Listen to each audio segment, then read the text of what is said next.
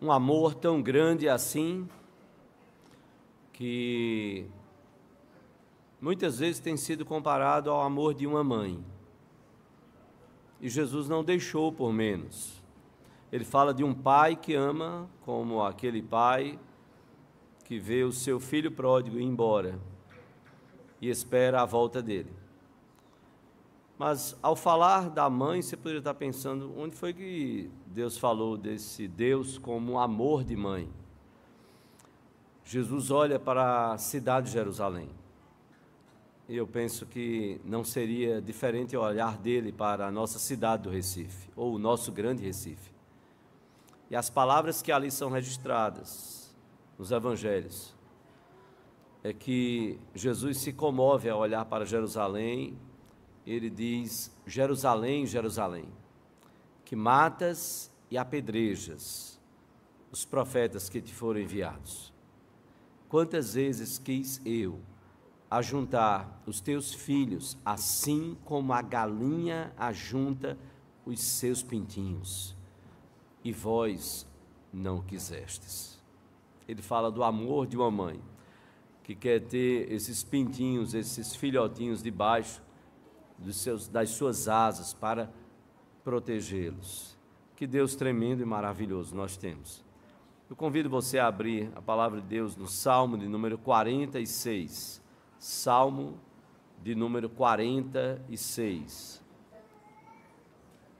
Nós ouvimos logo no início do culto um hino belíssimo cantado pelo coro da igreja, que é um hino do nosso inário, novo cântico, que é o hino Castelo Forte, que nós vamos cantar no final do culto. Mas eu convido você a olhar esse Salmo de número 46. Vamos colocar de pé. Logo depois da leitura, nós vamos convidar as nossas crianças à frente. Salmo de número 46. Eu peço que você nos acompanhe silenciosamente, nos diz a palavra de Deus, Salmo de número 46. Deus é o nosso refúgio e fortaleza, socorro bem presente nas tribulações. Portanto, não temeremos, ainda que a terra se transtorne e os montes se abalem no seio dos mares. Ainda que as águas tumultuem e espumejem e na sua fúria os montes se estremeçam. Há um rio cujas correntes alegram a cidade de Deus, o santuário das moradas do Altíssimo. Deus está no meio dela, jamais será abalada. Deus a ajudará desde antemanhã. Bramam nações, reinos se abalam, ele faz ouvir a sua voz e a terra se dissolve. O Senhor dos exércitos está conosco, o Deus de Jacó é o nosso refúgio. Vinde e contemplai as obras do Senhor, que assolações efetuou na terra. Ele põe termo à guerra até os confins do mundo, quebra o arco e despedaça a lança, queima os carros no fogo. Aquietai-vos e sabei que eu sou Deus, sou exaltado entre as nações, sou exaltado na terra. O Senhor dos exércitos está conosco, o Deus de Jacó é o nosso refúgio. O Deus de Jacó é o nosso refúgio. Nós vamos convidar as crianças à frente, nós vamos orar por elas e por nossas vidas. Vamos orar, vamos fechar os olhinhos, todo mundo de olhinho fechado. Todo mundo de olhinho fechado, ninguém conversando, vamos orar. Senhor Deus e Pai, nós te bendizemos e te adoramos. Nós te adoramos pela bênção de podermos estar reunidos para louvar e exaltar o teu nome. Te adoramos pela bênção de podermos ouvir a tua palavra. E pedimos a tua misericórdia nesse momento. Que o Senhor possa falar ao coração dos nossos pequeninos. Que o Senhor possa usar as professoras e professores para o louvor da tua glória. Que sejam instrumentos do teu Espírito ao ministrarem a tua palavra. Dá-nos a graça também, Senhor, de sermos fiéis na entrega da tua palavra, da tua mensagem a cada coração aqui. Que possamos compreender aquilo que tu queres de nós possamos aquietar o nosso coração diante do Senhor e saber que o Senhor, Deus, o Senhor é o nosso castelo forte.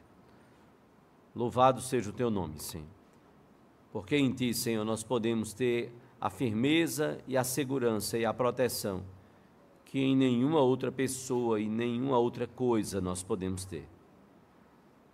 Que seja assim para a glória do teu nome. Nós pedimos a tua bênção sobre todos aqui, em nome de Jesus e para a glória dele. Amém, Senhor. Podeis assentar-vos. Como castelos foram importantes na história da humanidade. Há um programa, eu gosto muito, um programa O Brasil Visto de Cima. E quanta beleza que Deus nos deu como nação. Mas há um outro também, O Mundo Visto de Cima. E o que me impressiona é que sempre que está mostrando algum país europeu, a ênfase recai sobre os castelos. São sempre monumentais, chamam sempre a atenção. E a gente fica olhando, dizendo assim, meu Deus, que diferença faz um castelo no mundo que nós vivemos? No mundo com tantas armas, de tantas formas, com a luta de aeronaves, o espaço sendo conquistado, que diferença faz um castelo? Talvez para nós não faça muita diferença, ou quase nenhuma, ou nenhuma mesmo. Mas para aquela época não, em que não existia o avião. Então, quantos exércitos estavam lá, e a questão do exército inimigo era, nós precisamos derrubar essas muralhas. Nós precisamos botar isso abaixo. Porque se nós derrubarmos esse castelo, nós vamos ganhar toda essa região. Mas nós temos que enfrentar o castelo. Assim foi também com Jericó, na história do povo de Israel, e com outras lutas de Israel, precisando colocar abaixo aquelas muralhas. É interessante que este salmo que nós lemos, ele foi escrito num contexto de muita pressão e de muita dificuldade. Os filhos de Corá compuseram pelo menos 12 salmos, são atribuídos a ele.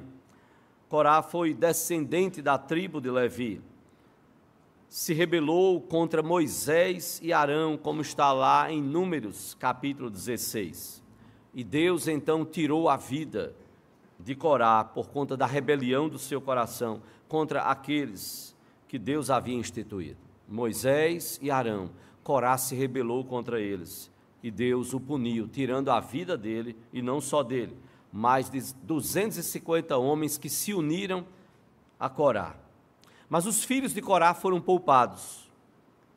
Eles não exerceram sacerdócio, sim, é verdade, mas eles ocuparam funções importantes como guardas no templo, como cantores, como músicos do templo, no reinado de ninguém menos do que Davi. Samuel, profeta, um dos maiores profetas de Israel e juiz, foi descendente de Corá. A lição que fica da vida, da rebelião, do que aconteceu com a família de Corá é: faça de Deus o seu refúgio. Preste bem atenção, faça de Deus o seu refúgio, o seu refúgio. Corá não se refugiou no Senhor. Corá se rebelou contra a liderança do povo de Deus. Corá não se quebrantou diante do Senhor. Corá não procurou se refugiar diante do Senhor. Não, ele não fez isso. Ele não se humilhou diante do Senhor. Os filhos de Corá podiam ter sido mortos, mas foram poupados para que Deus pudesse usá-los, como então fez aqui. Esse belíssimo salmo é uma confissão de fé em Deus. Este Salmo 46 é uma belíssima confissão de fé no Senhor Deus. E tão importante que ela serviu de base para o reformador Martinho Lutero. Ele usou este salmo como base para compor o hino que o coro cantou e que nós vamos cantar no final do culto. Castelo Forte. Eu lembrei uma vez que um quarteto muito querido e de belíssimas músicas, eles estavam tão empolgados que eles disseram no aniversário da igreja, eu lembro que disseram assim: a igreja é este castelo forte. Eu digo, não, quando eu assumi o púlpito, eu tenho que corrigir isso. A igreja não é castelo forte nenhum. Castelo forte, como diz o hino, como diz a palavra, é o nosso Deus. E a igreja tem que estar firmada no Senhor Deus. Ele é que é o castelo forte. Ele é que é a segurança da igreja. Mas Martinho Lutero usou este salmo como base para compor este hino tão belo, tão belo. E Lutero amava esse salmo. Nós estamos no mês da Reforma. Lutero amava este salmo porque para ele, para Lutero, quando Lutero lia, ele entendia que o salmo transmitia uma segurança em Deus inigualável. Este salmo ensina que eu e você, nós podemos e devemos confiar em Deus e colocar a nossa confiança no Senhor Deus. O salmo ele é dividido em 3 partes, e nestas 3 partes, a expressão que se repete nas 3 partes é: Deus é o nosso refúgio. Deus é o nosso refúgio. Isso é muito significativo no contexto da vida dos reformadores, por tudo que eles passaram, por todas as pressões, por todas as ameaças das suas próprias vidas, ameaça de morte que eles sofreram. Poder parar mesmo numa prisão, ou mesmo em que a sua vida estivesse posta a risco ali, poder dizer: Deus é o meu refúgio, eu não o negarei, aconteça o que acontecer, ainda que eu tenha que ser morto. Deus é o meu refúgio. Como um precursor da reforma, John Huss, ele chegou quando foi colocado diante da fogueira e foi dada a oportunidade a ele que negasse, que abrisse mão das suas crenças. Ele chegou e disse: hoje vocês estão assando um ganso, porque Hus significa ganso. E aí então ele disse: mas daqui a 100 anos se levantará um cisne, e vocês não poderão matá-lo. E alguns entendem que ele estava profeticamente anunciando que viria um século depois, que seria Martinho Lutero. Ele haveria de se levantar para então proclamar que a igreja precisava voltar à palavra de Deus. Deus é o nosso refúgio, Deus é o nosso castelo forte. E a palavra de Deus então usa algumas expressões logo no versículo 1. Se você observar, a Bíblia diz: Deus é o nosso refúgio e fortaleza, socorro bem presente nas tribulações. Talvez lemos tão rápido que nem nos damos conta da beleza e da profundidade do que está posto aqui pelos filhos de Corá, pelos salmistas aqui. Deus é o nosso refúgio e fortaleza, socorro bem presente nas tribulações. Quando a palavra fala refúgio, está tratando de um aspecto defensivo, externo da salvação. Deus é em quem eu e você podemos achar proteção. Ele é o nosso refúgio. Nós podemos nos refugiar nele. Deus é a nossa fortaleza, está tratando de um aspecto dinâmico. É Deus lá no íntimo. É Deus fortalecendo os fracos, para que, como fracos, nós possamos despertar e agir segundo o poder de Deus. Deus é o socorro bem presente nas tribulações, o que mostra que Deus está disponível, Ele está pronto para ser achado. Buscar-me-eis e me achareis, quando me buscardes de todo o vosso coração. Ele está disponível. Deus não se esconde de nós, Deus não fecha os seus ouvidos, Deus não retém as suas mãos, não. Ele está disponível. O que mostra também a sua suficiência para qualquer que seja a sua situação. Ele é o socorro bem presente nas nossas tribulações. Mostra o quanto Deus é suficiente para qualquer que sejam as nossas situações. Voltaire, tão filósofo tão famoso, ele ironizando, ele disse certa vez: Deus está sempre do lado dos grandes exércitos. Vou repetir o que Voltaire disse, ironizando. Deus está sempre do lado dos grandes exércitos. Voltaire esqueceu de ler a Bíblia. Esqueceu de ler quando o povo de Israel saiu do Egito e que não tinha o poder bélico que o exército de Faraó tinha. O povo não estava preparado para a guerra. Essa era a verdade. Voltaire esqueceu de Jericó. As muralhas que a história conta andavam carruagens em cima das muralhas, de tão largas que eram as muralhas. O povo temeu, o povo olhou para Jericó e disse: você nos tira do Egito primeiro para passar por aquele deserto, agora diante dessas muralhas, o que é que nós vamos fazer? Nós não temos condições de transpor isso daqui. É preciso Deus agir ali e usar então Josué para derrubar aquelas muralhas, pelo poder de Deus, e vencer. Voltaire esqueceu de Gideão. Quantos? Temos milhares para lutar comigo. Não vamos milhares, não. Vamos diminuir essa conta.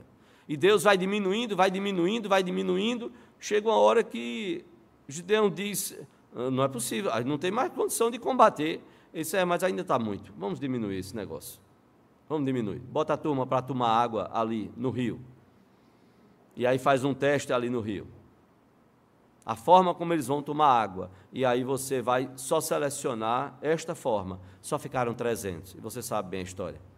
Os 300 de Gideão. E Deus disse: sabe por que, Gideão? É porque se for essa turma todinha, esse povo vai dizer que foi o braço deles. Eu estou querendo mostrar a eles que é o meu poder em vocês. Voltaire não conheceu Gideão e os seus 300. Voltaire não conheceu Davi, que lutou contra Golias, humilhado por Golias, amaldiçoado por Golias, amaldiçoado. Voltaire não viveu o suficiente para ver a guerra dos 6 dias de Israel contra todas as nações árabes. Não, Deus não é o Deus que está sempre do lado dos grandes exércitos.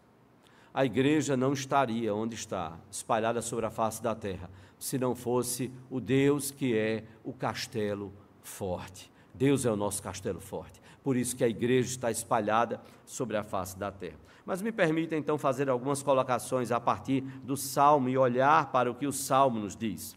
Deus é o nosso castelo forte, sim, olhando para o cosmos. Veja como a palavra de Deus nos fala nesses versículos 2 e 3. Os filhos de Corá dizem, então, os salmistas dizem: portanto, não temeremos, ainda que a terra se transtorne e os montes se abalem no seio dos mares, ainda que as águas tumultuem e espumejem, e na sua fúria os montes se estremeçam. Deus é o nosso castelo, e os salmistas têm consciência disso ao olhar para o cosmos, ao olhar para a força, como se diz, a força da natureza que foi criada por Deus. Os filhos de Corá falam de 4 calamidades que pareciam o fim do mundo para eles, e que não é diferente para nós. No versículo 2, eles falam sobre a terra se transtornar, o que faz pensar em abalos, fogo, quando a terra está então ali, como que transtornada, tremendo.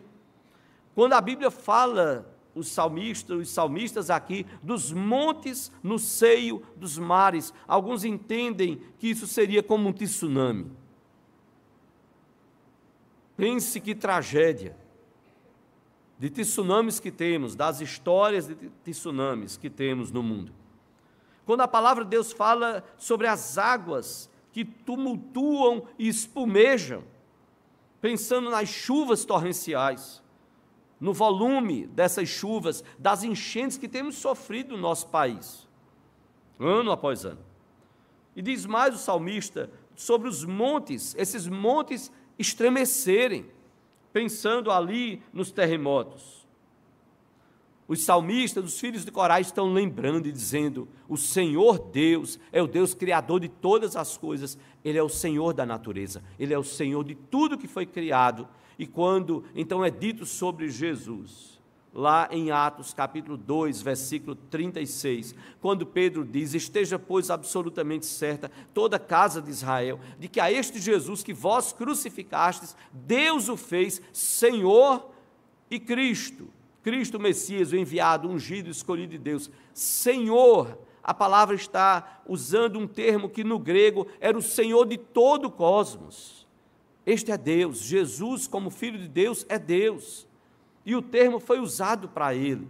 Pedro usou, aplicando a ele: Jesus é o Senhor de todo o cosmos. Os filhos de Corá estavam aqui, em outras palavras, dizendo: Deus é o nosso castelo forte. Sim,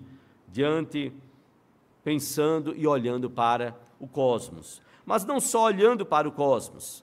Deus é o nosso castelo forte também na cidade em que nós vivemos. Olha o que está aí nos versículos, a partir do versículo 4 até o versículo 7.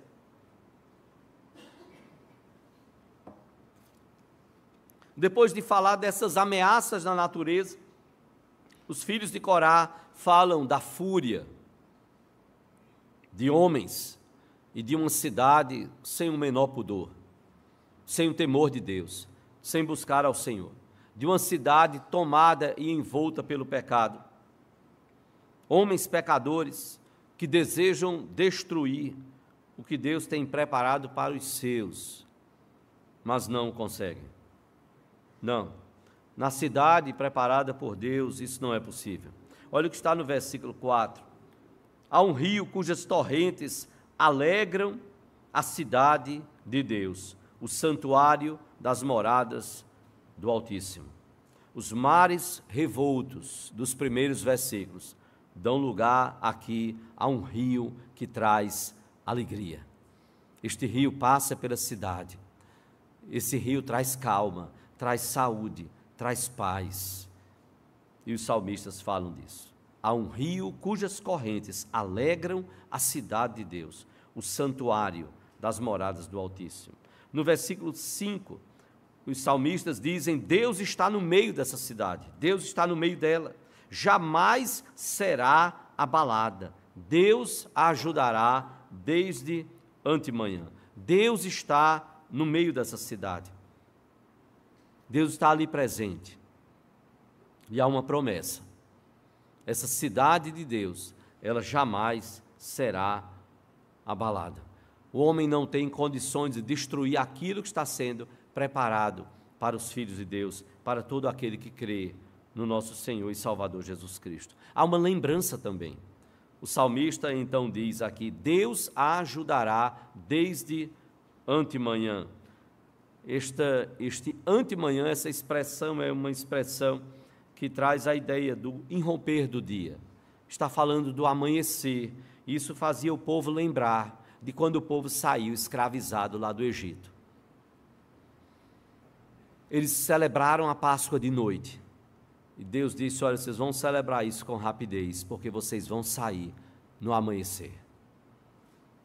Era lembrar desse agir de Deus no amanhecer, tirando o povo hebreu, naquela época, depois chamado povo de Israel, do Egito. Lembraram aos israelitas quando também o mar vermelho se fechou e o exército inimigo naufragou. Deus estava lembrando e dizendo: assim como eu fiz lá com vocês, vocês em fuga naquela madrugada, depois de celebrar a Páscoa, saindo rapidamente, se deparando com o mar vermelho ao amanhecer e vindo o exército de Faraó atrás de vocês. Vocês passaram por aquele mar a pé enxuto e o exército de Faraó naufragou. Deus a ajudará desde antemanhã. Os salmistas estavam lembrando do agir de Deus logo ao amanhecer. Deus está no meio dela, jamais será abalada. Deus a ajudará desde antemanhã. Os salmistas ainda dizem: bramam nações, reinos se abalam, ele faz ouvir a sua voz e a terra se dissolve. Diante da sua voz, nações e reinos se dissolvem. Diante da palavra de Deus, nações e reinos se dissolvem. Onde está o Império Persa? Pergunte aos historiadores. Onde está aquele império? Onde está Roma? Onde está o Império Romano? Que os próprios historiadores e sociólogos da nossa era dizem: o império ruiu de dentro para fora. Não foi um inimigo que veio e destruiu, não. A podridão do império fez aquele império ruir. Onde está o terceiro Reich de Hitler? Onde está? Não. Diante da sua voz, nações e reinos se dissolvem. O Salmo 127, nós o conhecemos bem. Se o Senhor não edificar a casa, em vão trabalham os que a edificam. Se o Senhor não guardar a cidade, em vão vigia a sentinela. Deus precisa ser o nosso castelo forte. Sim, em meio à cidade, na cidade em que vivemos. E nós somos chamados a orar por essa cidade. O Salmo 29, versículo 7, texto de Jeremias 29, 7, vai nos ensinar exatamente isso. Orem pela paz da cidade, porque na sua paz vós tereis paz. O povo estava pensando que ia sair rapidamente do exílio, da Babilônia. Deus disse: não. Vão se cumprir 70 anos, se preparem, vocês vão passar 70 anos aí no exílio. Então tratem de orar por essa cidade, tratem de orar por essa nação, porque é na paz dessa cidade que vocês vão ter paz. Tratem de orar pela cidade, tratem de fazer diferença na cidade. Confie no Senhor.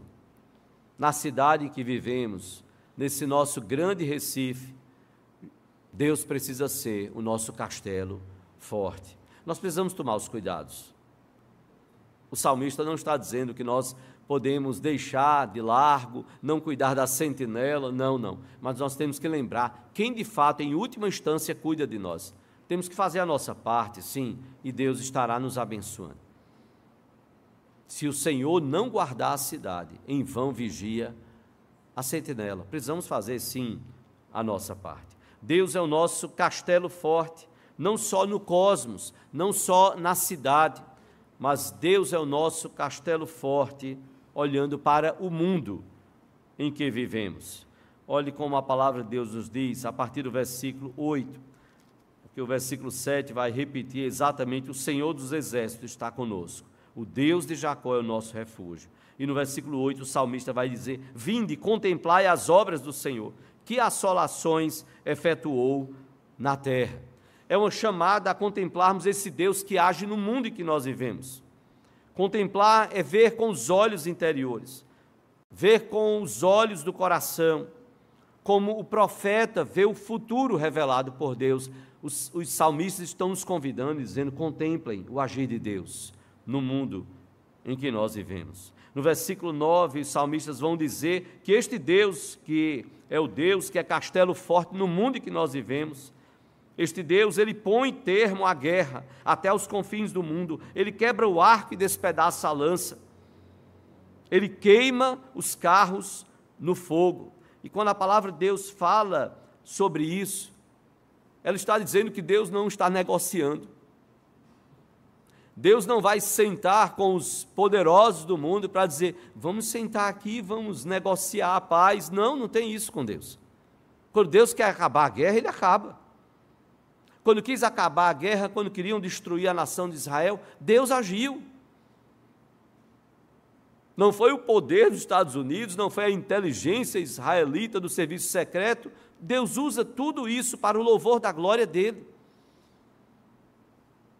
para que o nome dEle seja exaltado e glorificado. Deus não senta na mesa para negociar com poderosos pecadores.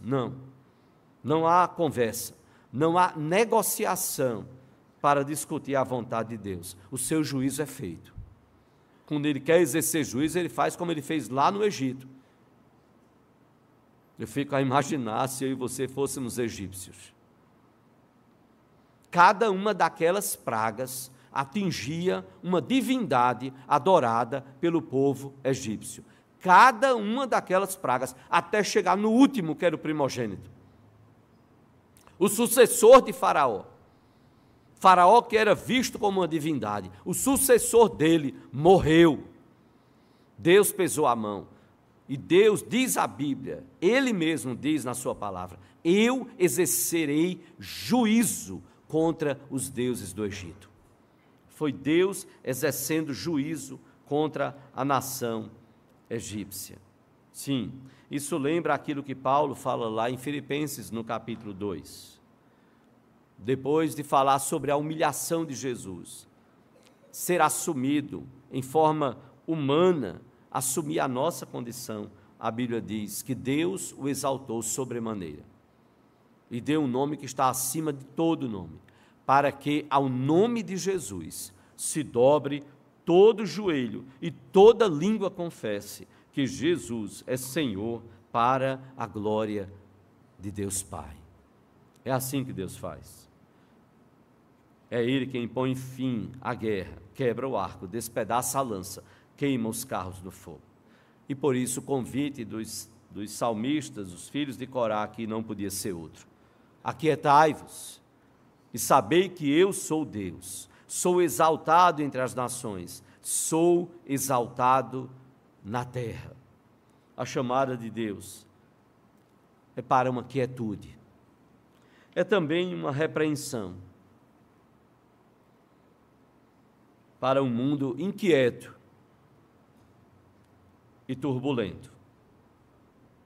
E sabe, esse aquietai-vos aqui é belíssimo, porque é exatamente o equivalente ao que Jesus disse quando estava na tempestade. Quando acordaram Jesus: mestre, mestre, o barco está se enchendo de água, o senhor não se importa? Vai morrer todo mundo aqui, o senhor está aí dormindo. Homens de pequena fé, homens de pequena fé. Jesus sobe, levanta, acorda do sono que estava tão cansado de um dia tão extenuante, e vai então olhar para o mar e dizer: acalma-te, emudece, silêncio, acalme-se, acalma-te, emudece, calma, silêncio. Os filhos de Corá então disseram: aquietai-vos, trazendo a palavra de Deus. Aquietai-vos e sabei que eu sou Deus. Sou exaltado entre as nações, sou exaltado na terra. Louvado seja o Senhor pelo Deus que temos. Em meio a tantas crises, tantos problemas, tantas dificuldades, Deus vem nos lembrar, Deus vem dizer através desse salmo: eu sou o seu castelo forte. Eu sou o seu castelo forte. Me busque, dobre os joelhos, ore, clame a mim. Eu, Senhor, não sou eu não. Não vem atrás de mim.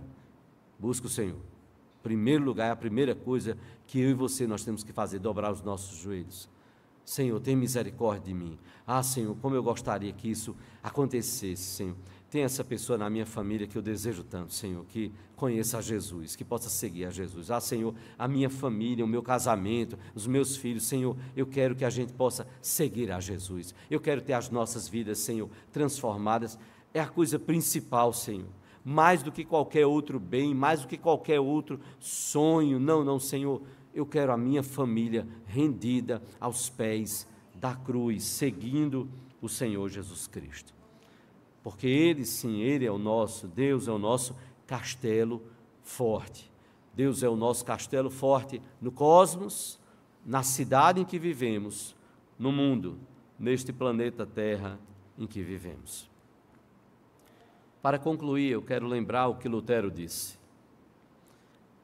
Diz a história, é registrado na história, que Lutero, ao se referir a este salmo, Lutero disse: nós cantamos este salmo para o louvor a Deus, porque Deus é conosco e preserva poderosa e miraculosamente a sua igreja e sua palavra de todos os espíritos fanáticos, das portas do inferno, do implacável ódio do diabo e dos ataques do mundo, da carne e do pecado.